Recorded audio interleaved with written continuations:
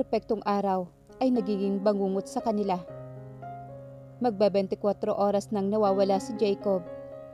Lahat ng pwedeng suyurin ay sinuyod na. Lahat ng posibleng anggulo ay tinitingnan. CCTV footage ng school sa mga kalapit na establishment. Doon sa park na pinaglalaroan ng anak at ng yaya nito. Still, walang anumang lead na nakukuha. Walang-wala talaga. Si Conrad at ang mga pulis, katuwang si Tito Lauro, ay walang tigil sa paghahanap. Nakahanda na rin ang pera kung sakaling may tumawag at manghingi ng ransom. Pero wala silang anumang tawag na natatanggap. And she know why. Ang babaeng yun ang kumuha sa anak ko. Blunt accusation. Hindi maiwasan ni Miraya. Walang proof, pero binibuild ng mga pulis ang pwedeng maging koneksyon ni Olga sa nangyari. Maliban sa mga kakumpetensya sa negosyo, si Olga lang ang may malaking motibo para gumawa ng masama sa pamilya niya. Habang naghahanap ang otoridad kung paano mahahanap ang anak nila, heto siya, nagmumuksmuk sa loob ng kanyang silid. May nagagatungan ang pakiramdam ng kawalan ng silbi. Kinayayamutan niya ang kapansanan dahil hindi siya makatulong. Ibalik mo ang anak ko! Sa matigas at mababang boses ay sinabi niya kay Conrad. Sinikap niya namang intindihin ang lahat, pero nahihirapan siya kung paano kontrolin ang galit niya. Galit siya. Ibabalik ko siya sa iyo. Ipiniksi niya ang kamay ni Conrad na lumapit sa braso niya. Dapat lang. Si Jacob lang ang tanging naiwan sa akin. Nang iwan mo kami. Siya ang dahilan kung bakit ginusto ko pang mabuhay. Muntik na akong mamatay kung hindi mo siya matatagpuan. Mawawala rin ako sa iyo kapag hindi mo siya naibalik sa akin. Out of desperation, nagawa niyang sabihin iyon kay Conrad. Babe, iwanan mo muna ako. May finality naman sa boses niya. Pumagitan naman ang nakakabinging katahimikan sa pagitan nila ng asawa. Kanina pa niya ito gustong hindi kibuin. Ang mga tanong na sinasagot niya ay galing sa mga investigador. Binago niya ang posisyon sa pagkakahiga. Tinatantiyan niyang nakatalikod siya kay Conrad. Tama na ang usapan. No amount of comforting words na manggagaling rito para maging maayos lang ang pakiramdam niya. Kahit ang mga positibong salita ni Hana ay walang epekto sa kanya. Okay, iiwanan na muna kita. Narinig niya ang kaluskos nito papalayo sa kanya. Kasunod niyon ay ang pagbukas at paglapat pasara ng pintuan. It was only then. Kaya naman napaiyak na siya. Tahimik siyang umiiyak hanggang sa nakaramdam siya ng pagod. Iginupo siya ng antok. Nagising na lang siyang masama ang sikmura at halos bumaliktad na. Iinot-inot siyang pumanhik sa banyo. Ingat na hindi mabangga ang tiyan niya. Mira, hindi ka dapat nagkikikilos ng mag-isa. May kung anong mabilis itong inilapag sa nightstand at mabilis siyang dinaluhan. Hinayaan niyang tulungan siya ni Mami Liana. After all, namimigat ang pakiramdam niya. Gumawa ako ng soup para sa iyo. Pinakinggan niya ang ingay na nilikha ng bawat maliliit nitong kilos habang bumabalik siya sa pagkakahiga. Umuwi na nga pala si Hana. Babalik na lang daw bukas. Silang dalawa ni Mel. Come on, Iha, kumain ka. Pumasok sa ilong niya ang mabangong amoy ng pagkain, pero wala siyang gana. Ang Jacob niya kaya nakakain na? Ano na kaya ang ginagawa nito ng mga oras na to? It was so unfortunate for Jacob to have her as his mother. Dama ito sa mga kamalasan niya sa buhay. Mami, nawala ang lahat ng ingay ng mga pinggan at kubyertos.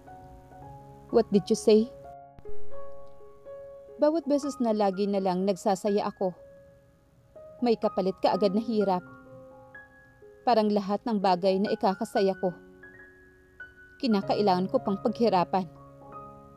Ang hirap. Bawal ba akong magsaya kahit kaunti man lang? Tingin ko tuloy. Hanggang ngayon ay pinagbabayaran ko pa rin ang kasalanan ng kung sino mang babae nagsilang sa akin. Ako ang tumatanggap ng lahat ng parusang dapat ay sa kanya. Ayoko nang magsaya kung ganito lang lagi. Sa puntong iyon ay siya na ang niyakap na mahigpit ni Mami Liana mula sa likuran. Hinagod nito ang braso niya. Pag-alo nito habang tinutuyo ang mga luha niya. Huwag mong sasabihin yan. Mas bumalong naman ang luha niya oras nang maramdaman ang mga yakap nito. Mas lalong nagmarka ang kirot at dibdib niya. Ibang tao sana ang gumagawa nito sa kanya. Instead, mga taong hindi niya kadugo ang nasa tabi niya. I understand your frustration, Iha. Ganyan na ganyan din ang nararamdaman ko noong nawala si Conrad. I hated everyone. Alam na alam ni Conrad yun. Maging positibo ka, Iha. Hayaan na lang muna natin ang otoridad at sina Lauro at Conrad na hanapin si Jacob. Hindi tayo titigil hanggat hindi natin siya nakikita. Hinaplos naman ito ang buhok niya.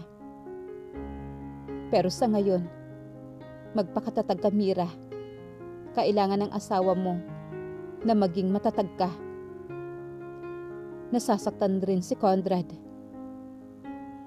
Hindi mo maiaalis ang malungkot siya. Pero isipin mo sanang lahat ng mararamdaman mo.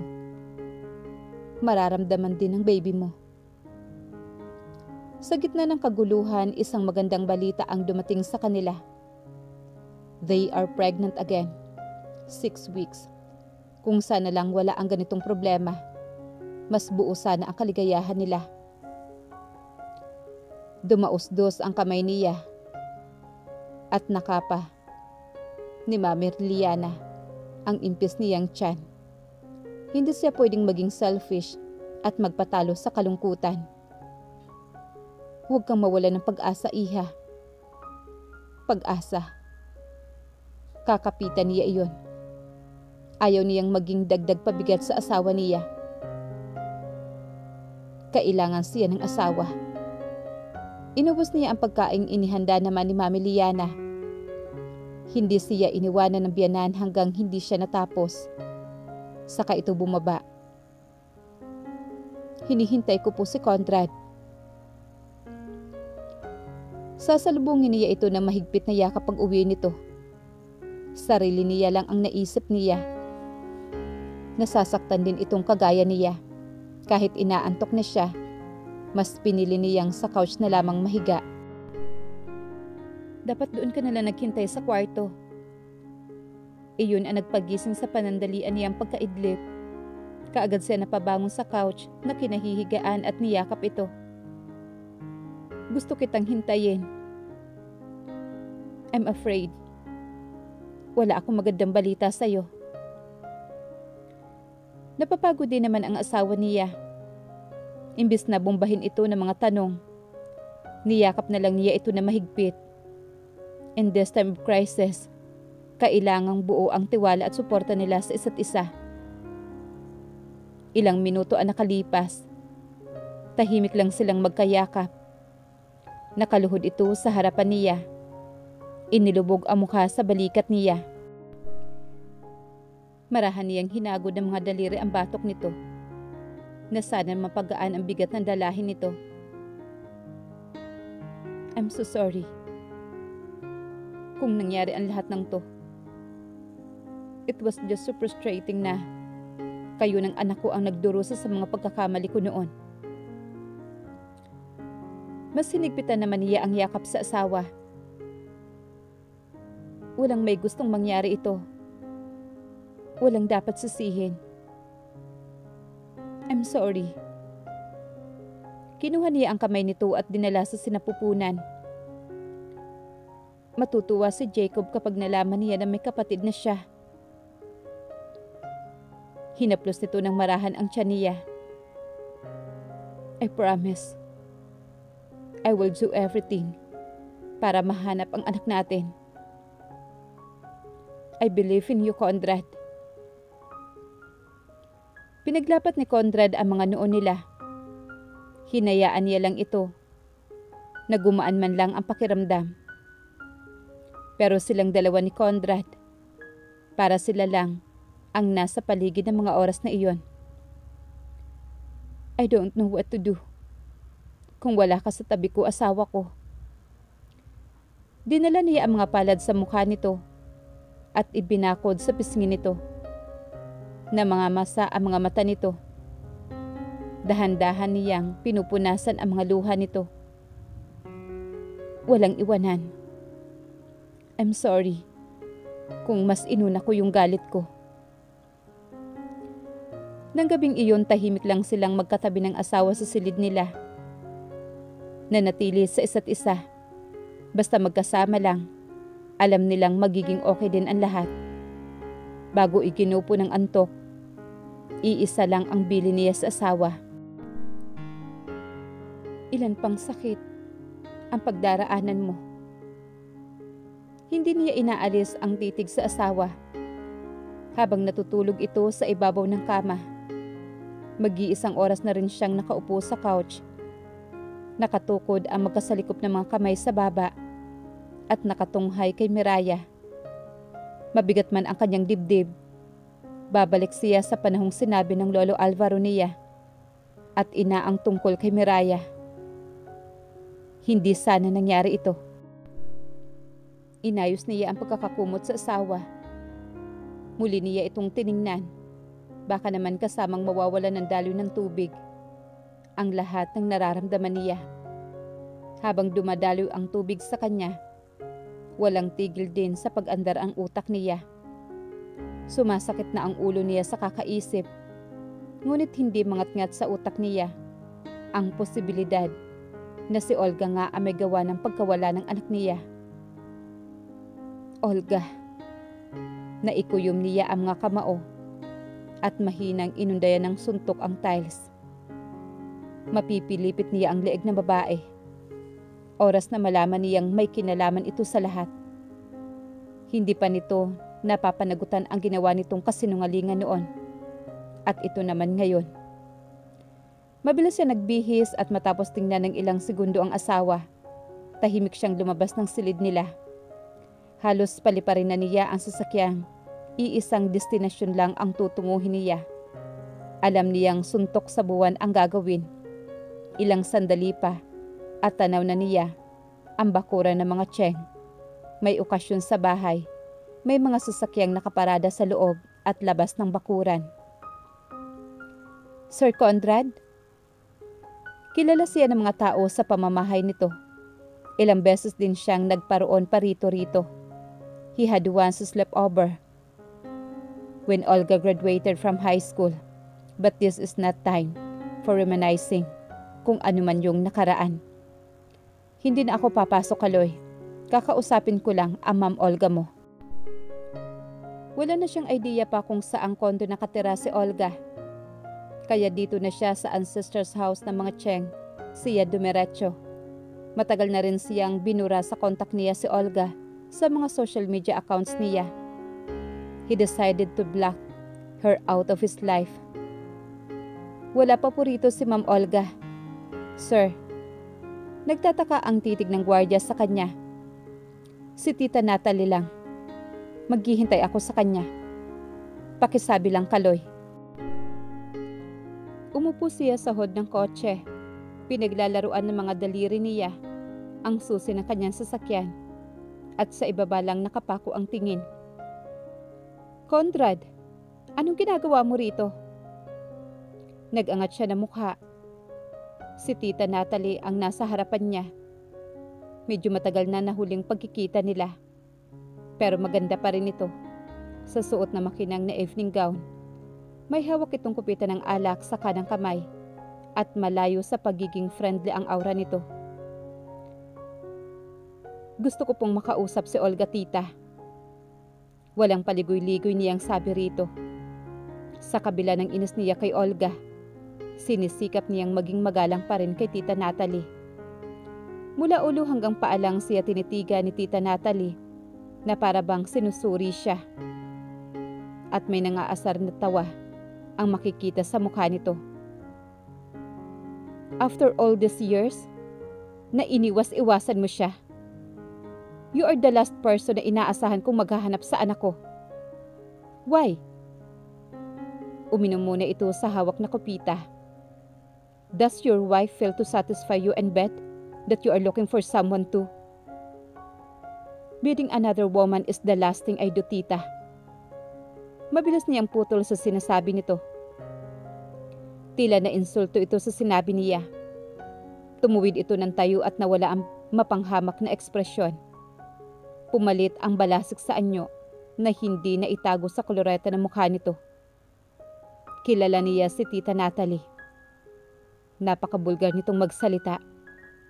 Kapag nagkakaalitan ang mga ito, madalas na sa kanila, nagbababad si Olga.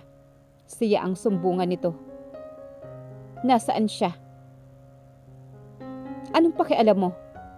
Ano man ang sasabihin, maaari niyong gamitin laban sa kanya.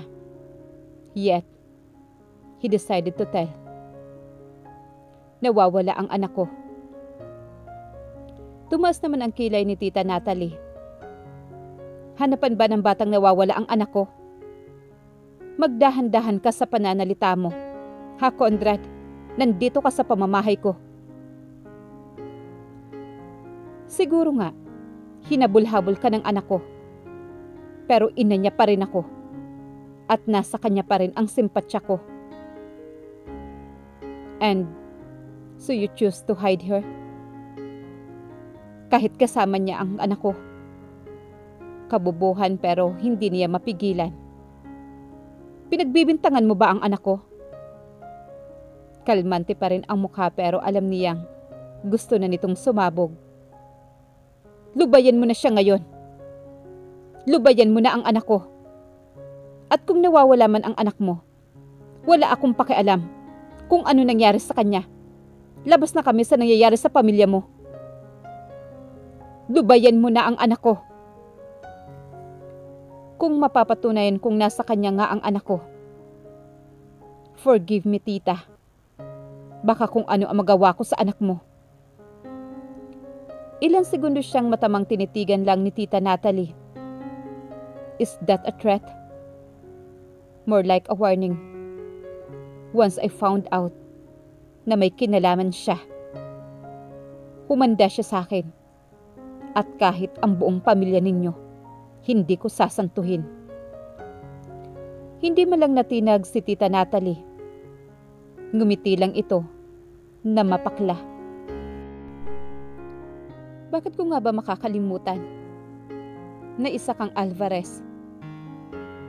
Ang Alvarez na nananakit at nang-iiwan ng babae. Walang anumang pumihit ito at iniwan siya. Naihatid na lang niya ito ng tanaw. Napahilamos siya na mukha niya. Alam naman niyang suntok sa buwan ang kausapin ang ina ni Olga. Nabulahaw ang katahimikan sa tunog na nanggagaling sa phone na nakasuksok sa kanyang bulsa. Message mula kay Colonel Santillan. Pinababalik siya. Mabilis ang mga kilos na muli siyang sumakay sa sasakyan at pinaharurot iyon pabalik sa mansyon. Sana lang may magandang balita na ito.